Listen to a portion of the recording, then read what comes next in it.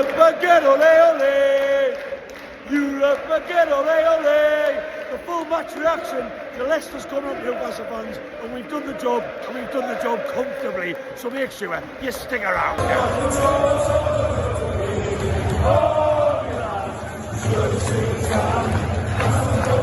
Right then, I wanted 3 points tonight. We expected 3 points tonight. We needed 3 points tonight, and 3 points is what we've got, but we did it in a very professional, very polished way, and even more reasons to be happy. Look, I went into this game expecting Newcastle to win, but at this stage of the season, with so much to play for, when it's so tight with the likes of Brighton, Villa, Man City, Chelsea, the result was all I cared about. But against this Leicester team, did you maybe expect a little bit more and expect a good performance? Yeah, that's fair to say. We got it tonight. We did everything that was asked. Yes, we took our foot off the gas. I'll talk about the game half to half in a second, but we did the job, and I'm proud as punch of them. I'll tell you what, that away end tonight, I've been really critical for large parts of the season. For the last 2 seasons, you could argue, that away ends and the atmospheres are really changing. That was one of the best. Leicester, King Power Stadium is one of the best stadiums for keeping the atmosphere inside the ground. You get a full corner, you're a single tee, you're not 2 tiers up away from the pitch. It was brilliant, and we've won the match. First half performance for me, I thought we just started really good, really intense, but I need to say it. The opposition look like a team that are already relegated. If they are playing for Ruud van Nistelrooy, I will eat. I'm not even wearing a hat. I will eat my gilet. I will eat my train ticket so I can't get home tonight. That was not a performance from a group of players. Look, they're 12 points deep in relegation trouble. I get that. But my God, there's still plenty of matches to go. If you win one match, who knows? That was...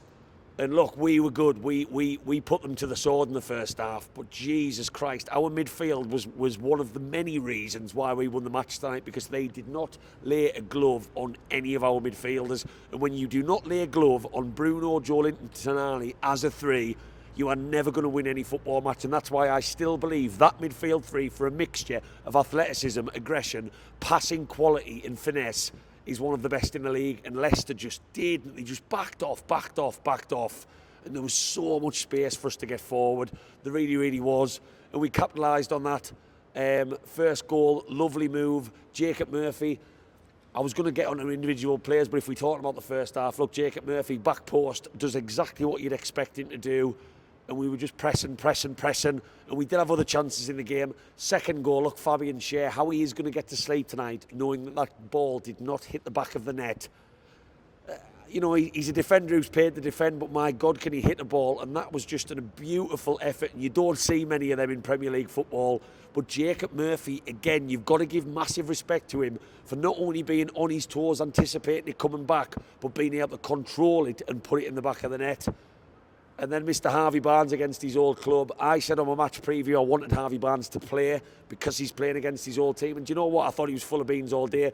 And at 3-0, we are absolutely coasting. We are in dreamland, but there felt an element of that's what we expected, maybe, and then some being the key. I thought defensively, Livramento and Trippier looked so comfortable. You know, Lewis Hall's been out for the rest of the season. That was awful news for us as a football club because he's been so good. Have we missed him? I'm not so sure. Maybe getting forward with that left foot on the assist side. But look at Livramento setting up things in the cup final and just looking so comfortable. And Leicester, the only threat I was worried about was set pieces. Not set pieces, full-backs, wing-backs supporting the wingers. And Livramento and Trippier. Trippier, do you keep him in the summer? I would argue he's probably got another year in him if he was willing, but he's won a cup with us. I don't know, that's a different conversation for a different day. And look, half-time, we are comfortable as, and that Leicester team look down and out, and the fan base that did not show up, and I'm not going to grief them. I know we were chanting, like, say hello to Sunderland, that's banter. But we've been there before, and they have issues as a football club. They changed manager. They're not happy with Ruud van Nistelrooy. They haven't backed him in January. We have been there. And let's not forget that, Newcastle fans, under Mike Ashley, it might be singing and dancing now, but it's not nice. And their fans are clearly disgruntled at what's going on. And at half-time, I'm sipping my beer. We're all happy as Larry. We know the game is won unless something went catastrophically wrong, but a team that has not... They've just broken a record, by the way. 8 consecutive home defeats without scoring a goal. That has never happened in Football League history. There's a stat for you. And if you're a Leicester fan for some reason watching this, I'm sorry to bring that up. So that was never in doubt that we were going to win. They were never going to come back. But the second half, we did take the foot off the gas. Is that disappointing as a fan to watch? Yes. But with Crystal Palace, Man United and Villa in the space of 7 days, once we've got this rest of the week out the way of training, I'm not too bothered about that because we got the 3 points and that's all that matters. And Eddie Howe was very reserved in some of his substitutes to bring Miley and Longstaff into the fray. That was because he wanted to reserve energy a bit. That makes our midfield a lot less attacking. But you know what? I thought Miley looked as cool as a cucumber as you expect from our teenage sensation. Wilson and Asula, a lot of people saying Wilson offers nothing when he comes on. I still don't agree with that. Wilson is coming on in matches when we are already winning like we were tonight. He does still have a little bit about him. He does know where the goal is. And Asula was occupied in the left-hand side role when he came on as well. Even Trippier was able to get a rest. Emil Kraft getting to look good, old Krafu. And Leicester had more of the ball. We didn't have control of the football like we did in the first half. We didn't dominate possession as much. We didn't create as many chances. But why do we need to? We 3-0 up away from home and the points are ours. And I think the players were... I'm not saying Eddie Howe told them to take the foot off the gas by any means, but it was never going to be an 8-0 like Sheffield United last season. Yes, not great for us all watching in the stands. Want more and more and more and more against one of the most fragile teams we've played. But that was a job done. Standout performance for me. Where do we start with that one? I've got to mention Jacob Murphy because he continues to get critics. And yes, he's not the best footballer that Newcastle will ever have with the ball at his feet, but he continues to still score goals and get assists. He assisted on Wednesday against Brentford. He's got 2 goals tonight. And I tell you what, we might be just wondering next season if Jacob Murphy comes out for a shiny new signing. And yes, we all know we can upgrade on Jacob Murphy in terms of an all-round footballer, but maybe that goals and assists return with his relationship with Isak might be missing. Who knows? So he's got to get a mention.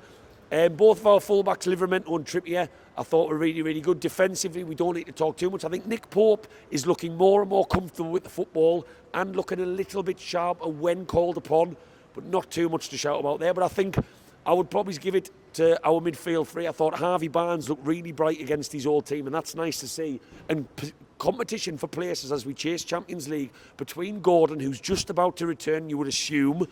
He didn't make the squad tonight. I don't think Joe Willock was in the squad either, which was strange. But that's only going to be good as we go after Chelsea, Aston Villa, Crystal Palace, Man United, Arsenal. So many difficult fixtures. I thought Isak had a quieter night tonight, but always looked dangerous. Always does. But our midfield for me takes the plaudits. Joe Linton supporting the attack at every opportunity. Tonali being controlled in the football, and Bruno playing with that bit more freedom that Tonali and Joe Linton offer him. And they had never had a glove laid on them, which made their night easier, but they are still continuing to dictate play, just like they did in the cup final. And for me, just like what helped us against Brentford, not to mention that Tonali screamer. So yeah, the midfield three takes the plaudits for me tonight. Players to come back, like I mentioned, which is positive. And look, we had a job to do tonight, and this Champions League football, I don't want to get carried away because there's so many matches to play. It looks really, really like it could be on the cards. And do you know why I say that, Newcastle fans? Because we've got 5 matches to play at home. Ipswich at home, winnable, very winnable. Everton at home, last game, they'll probably have nothing to play for, very winnable. Crystal Palace Wednesday, very winnable. Man United, we should be putting them to the sword on Sunday. Have they looked a bit better recently? Yes, but we still should be putting them to the sword. And I look around us, do Man City bother me? Well, I'd be a bit of an idiot if I said no, but without Haaland, I just don't think they're the same side. And some of their players, with De Bruyne announced he's leaving, they're just not the same team. Phil Foden looking out of sorts. Their better players are not firing like ours are, regardless of the difference in calibre of us and Man City. Chelsea, they might have 25 men in the squad, but they have not looked the same since Christmas. If we continue to win football matches and Isak stays fit, and that's going to be the key, Newcastle fans, whether our best players can stay fit, we can really, really push for these Champions League places. And can you imagine Carabao Cup in the cabinet and Champions League to look forward to next season? What a season that would be with nothing spent in free transfer windows.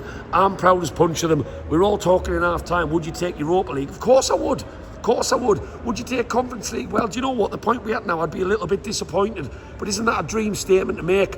Keep the faith, Newcastle fans. On to Man United we go on Sunday. A massive game for me because I hate them. And let's see whether we can just make that final push. And why wouldn't we? Confidence is flowing. We play in football. We're not conceding too many goals and we're scoring plenty. And there is plenty of competition for places in that squad. On to Man United we go. Leicester ticked off. I'm going to get on the train home. Life as a Newcastle fan at the moment is pretty damn good, and you only love this sport and this football team for moments like what we are currently going through. So enjoy every single second, because I certainly am. On the next one we'll go. Thanks for watching, Newcastle fans. Drop that like, drop that follow, drop that subscribe. There will be a full match vlog without this reaction on top of this, so make sure you look out for that. I love yous all. Newcastle United just won 3-0 away from home, and keep the faith as always. Who are your lads?